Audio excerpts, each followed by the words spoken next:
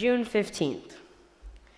June 15th can be remembered because George Washington was appointed general over the Continental Army, or you can remember it for the Magna Carta being sealed in 1215. But that's not why I remember it. June 15th, 2018, was the hardest day for me and my family's life. It was hard because it was the day my grandmother, Monica Ellis, passed away. That night felt the worst for me because a person you were talking to weeks ago had just fallen asleep in Jesus. That Saturday, the minutes at home felt like hours because of the never-ending silence and despair that fell on the Ellis household. That week, it felt as if a weight of grief was dropped on the Ellis family's shoulders. The dictionary defines grief as a keen mental suffering or distress, or over affliction or loss, sharp sorrow or painful regret. Author Edgar Jackson defines grief in a much more personal way. Jackson writes, "Grief is a young widow trying to raise her 3 children alone. Grief is a mother walking daily to a nearby cemetery to stand quietly and alone a few minutes before going about the tasks of the day. She knows that a part of her is in that cemetery just as a part of her is in her daily work. Grief is the silent knife-like terror and sadness that comes 100 times a day when you start to speak to someone who is no longer there. Grief is the emptiness that comes when you eat alone after eating with another for many years. Grief is teaching yourself to go to bed without saying goodnight to the one who has died. Grief is the helpless wishing that things were different when you knew they are not and never will be again. Grief is a whole cluster of adjustments, of impressions, and uncertainties that strike life in its forward progress and make it difficult to redirect the energies of life. God used family and people to bring me out this heavy darkness that once tied me down to the anguish I was feeling. But 1 Peter 2:9 says, sorry.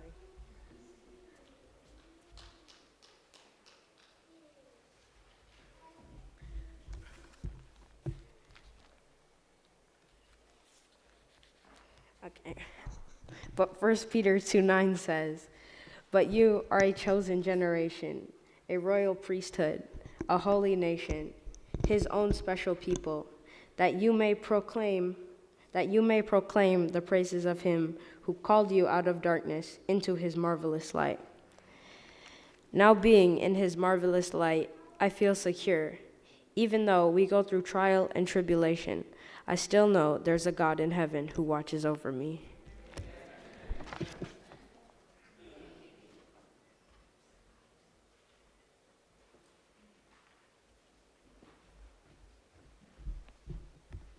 Good morning, church. I'm going to be telling the story about my friend. We'll call him Mike. Okay, so around this time last year, he had lost everything he had. His family had lost his house. They were going through money. They had no money. His mom has lost a job. His mom found a coworker, and they started living with them. I was in computer class, reading the 10 Commandments. He walked over to my computer. He read them with me. He asked, who did these commandments come from? I did not read these anywhere in the law. I said, "Are you serious?" And then he was like, "Yeah." And then I told him about God, and he told me, "Who is that? If there was a God, he would not let me go through the things I'm going through now." And I had told him that God has a plan for his family. I brought him a book, one of those little packages from the church, and he had read it. Around this year, this time, he goes to church, and he's sitting in a church in Tequila right now.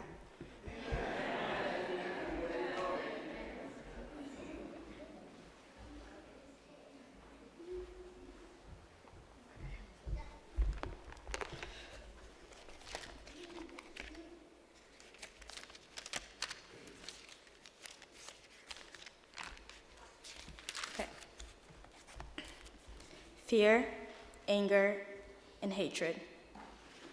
Those aren't words that you recognize when you speak about church. You hear about how lovely it is and how kind the people are. So why didn't I feel like I belonged? I can sit down and I can listen, but that doesn't mean the words are going into my ears and actually touching my heart. I never thought I would hate the one place where I was basically raised in. My parents were raised a Seventh-day Adventist, so why didn't I feel like I was one? I mean, I knew all the Bible verses, I knew the laws, but somehow it just wasn't something that I knew by heart. I had a dream. I was walking in a beautiful forest. The skies was clear. It was just a perfect day. You could hear the birds singing, and you can take a deep breath and just relax. While I'm walking, the clouds get dark. It starts raining. It's pouring. I can feel the rain beating down my neck. The clouds get closer together, and I know this is over.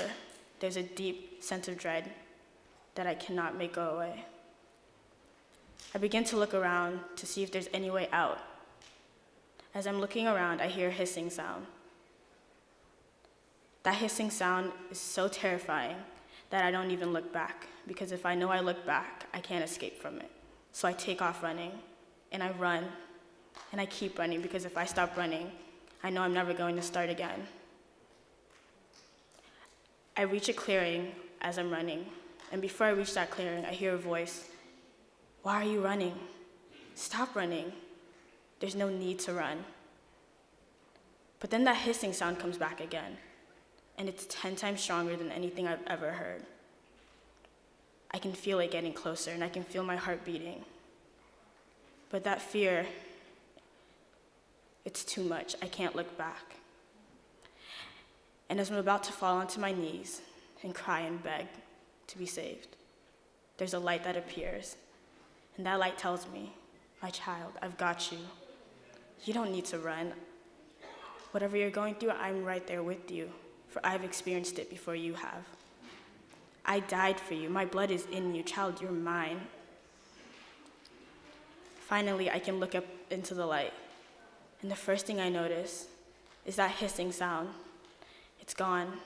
I look down, and that hissing I heard was a serpent.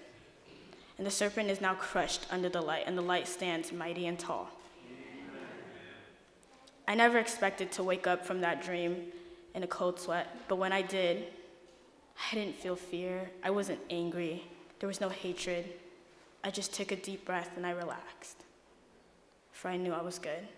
God had me, for he would never, ever let go of me. As 1 Peter 2 verse 9 says,